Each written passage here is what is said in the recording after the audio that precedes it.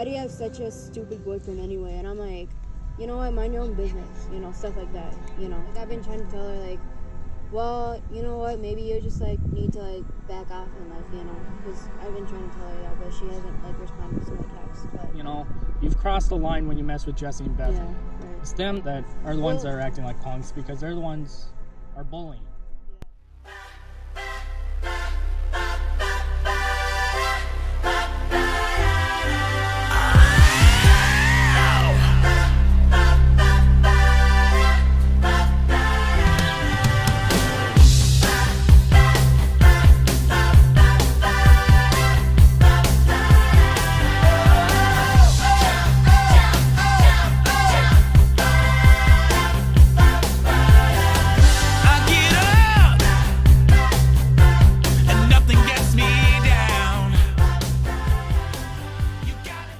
Opportunity to take all of our new balloons out for the first time. It's sort of our final stage in our balloon creation process. So we go from early development to some flight testing.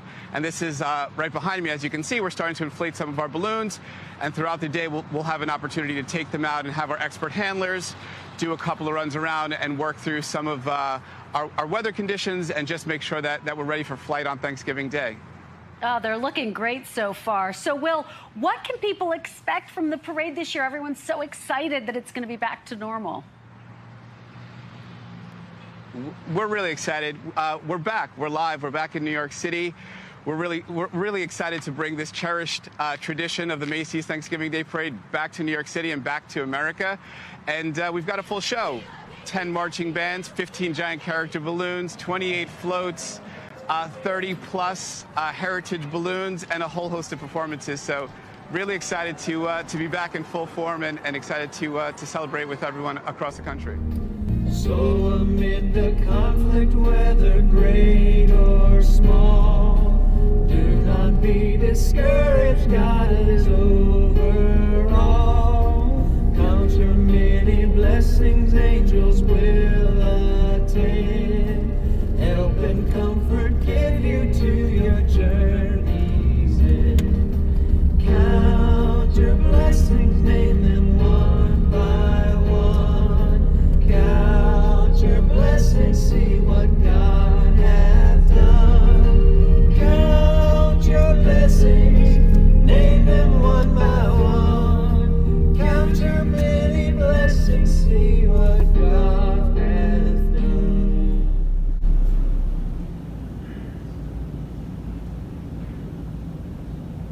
Well, good. Thanks for, can you hear me? Is this coming up? It's coming. Thanks for coming out on this evening here, Thanksgiving Eve. This is I think a very nice way to kick off the Thanksgiving holidays. Is having something like this. And of course, probably some of you are waiting for Steve hurry up, get done so we can get to the pies. But one of the things that we like to do at this is just give people an opportunity. We just sang that song, Count Your Many Blessings, and so we want to give you that opportunity. If there's something that you would like to, that you're thankful for, I will just raise your hand or something, and I'll bring the mic to you so everyone can hear it. And you can share that. It can just be something really brief, whatever you would like. But we wanted to give you this opportunity for us to be able to share things that we're thankful for.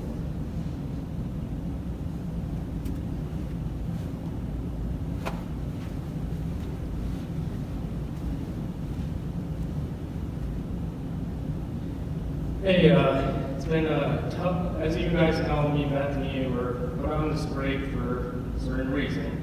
And I just am thanking God of how well we've been able to go through this and how well we've been able to really being able to work out things so that way we can be together in certain ways. And because without God, this would have not been possible. And so I just really thank God for Bethany and for giving us a chance to be able to be together in ways we just could never dream of.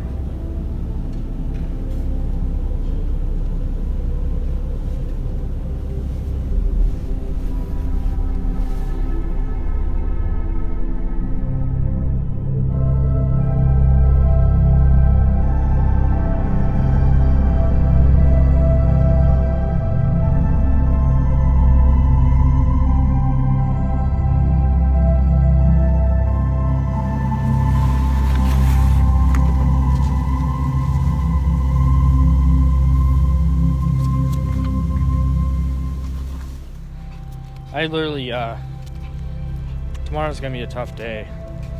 Yeah, you guys got that funeral tomorrow. And the fact that I keep having dreams where I have to beat up the Workingtons. Because I dreamt this. I dreamt that Sonia was just saying, well, hi, Jesse. You know, just the kind of way she does. And I says, you ever say hi to me again, I'm gonna smack you. What the? I imagine I dreamt that I said this to her, and because, you know, that's how she gets to you. She says, and then I says, great, I got to be with Bethany yesterday. And she says, oh, great, it's your dumb Bethany again. Oh, she's talking smack about me. I'm gonna have Yeah, exactly. A celebration of life service for Floyd Brown. I want to thank you for coming. Your presence here is a real encouragement to the family. And again, I would like to extend my condolences to the family at this time. Even though I walk through the valley of the shadow of death, I will fear no evil, for you are with me. Your rod and your staff, they comfort me. You prepare a table before me in the presence of my enemies. Some really good memories of Floyd. Very short time I've known him. His wit and his sense of humor. It's always fun to be around. That little smirk and that laugh he's got. Final 2 years of his life was a real struggle. He couldn't physically do the things he could when he was younger. And he was a man who could do anything. Always had a lot of laughter. We played cards, but he was not a good loser. He'd get really upset if he was losing.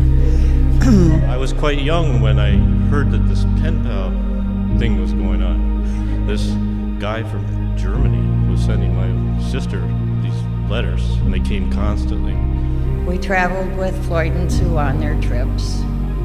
The last one wasn't so good, but we made it through. And I just want to let you know that Susie stayed in Floyd's hospital room with him the whole time he was in Bullhead City. I always enjoyed seeing Floyd here. He always would sit in the same spot right in this middle section, right at the back. And he would always be sitting in there with a big smile on his face. And he'd come in the last few months with that, as was mentioned, his Zinger chair. And that was quite the machine. And I think could really go fast. And he would be zipping around here. And I would have to tell him, kiddingly, I'd say, we do have a speed limit around here. And he'd smile, and he'd be gone. And but yeah, it's always, we shall miss him for sure. My mom was like, she was more, I think she was more like, well, I thought he was going to be going to in an apartment or something, or going to an Airbnb, but, and because my mom would say stuff like that to him, and it's like, she goes, oh, I kind of wish he would go to an Airbnb instead of, like, living downstairs in our basement, which is kind of like, nah, I don't know, Yeah, well, and I'm with your mom on that one. I'd be happier too if your brother would go to that, because, like I said, I just have nightmares every time I think of him. Why don't you ever get over it or something, instead of just telling me about it, Well, because it's wrong. Because like I said, that stuff that he's been doing to you, that's something for me and you to do once we're married.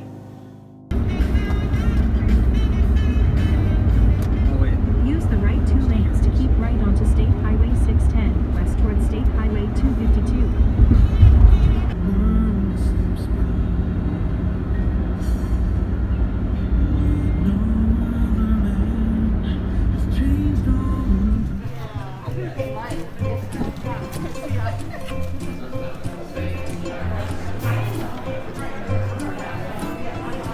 Then even did you offer? So yes.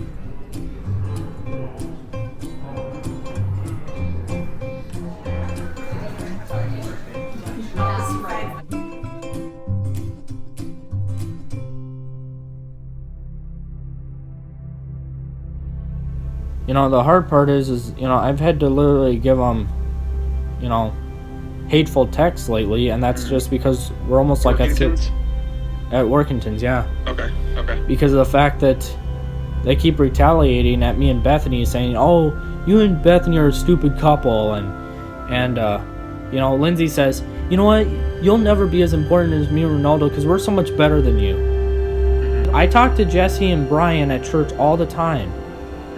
And the reason I'm not mad at them is because they don't have this boastful attitude. Because in God's eyes, we're all important.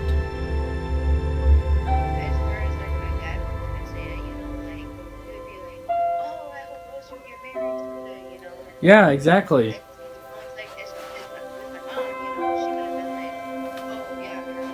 Yeah, and see, that's the thing is your dad has a good, clear mind of what's expected as a good husband. Whereas your mom is trying to just, you know, she likes to criticize on the junk stuff, you know, like, oh, he has silliness, so he's probably stupid then. You know, because I know, like, when Mel and Henry, like, well, not Mel and Henry, but, like, Frankie and Mariah, you know? Yeah. They were supposed to be married, like, through November 1st, but yet that never happened because they broke up.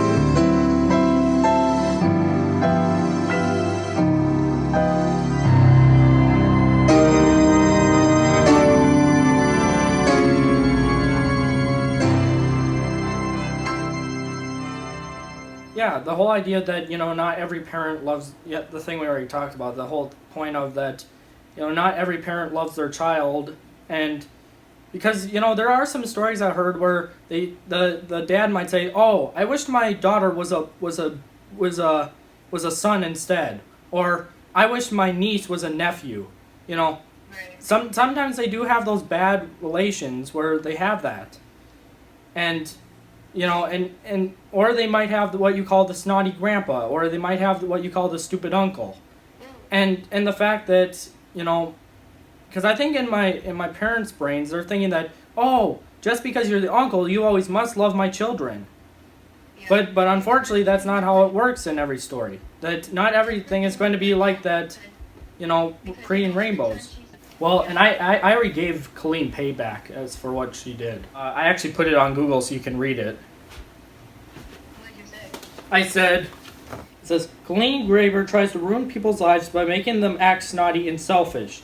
She's the kind of woman who gives me the response every time I see her, and she's the kind of person who bosses around even her own husband and says stuff like, "Where's my dumb ice cream, you idiot?"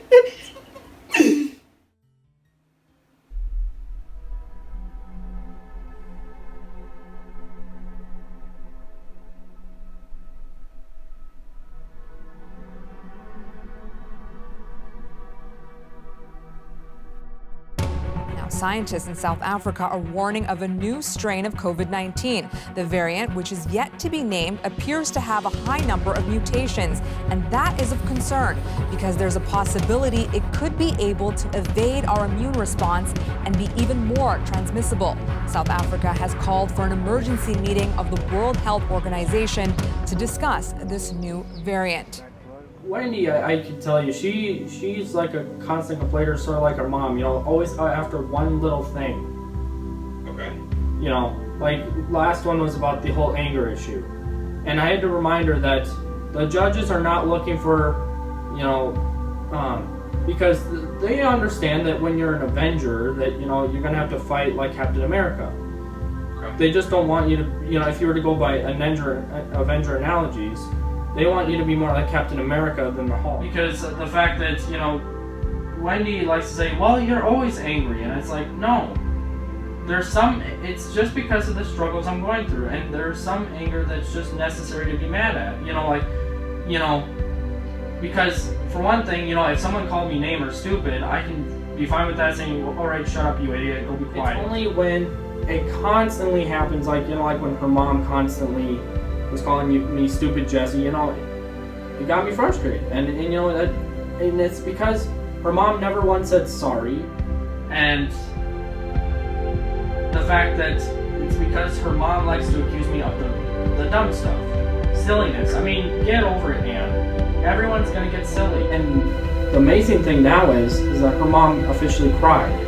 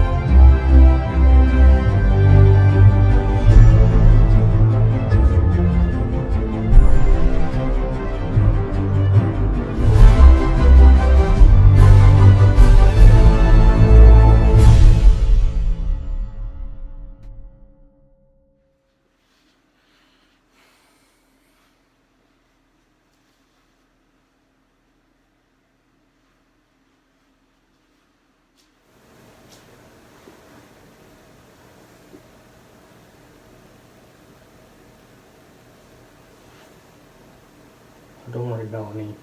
We'll get your payback too.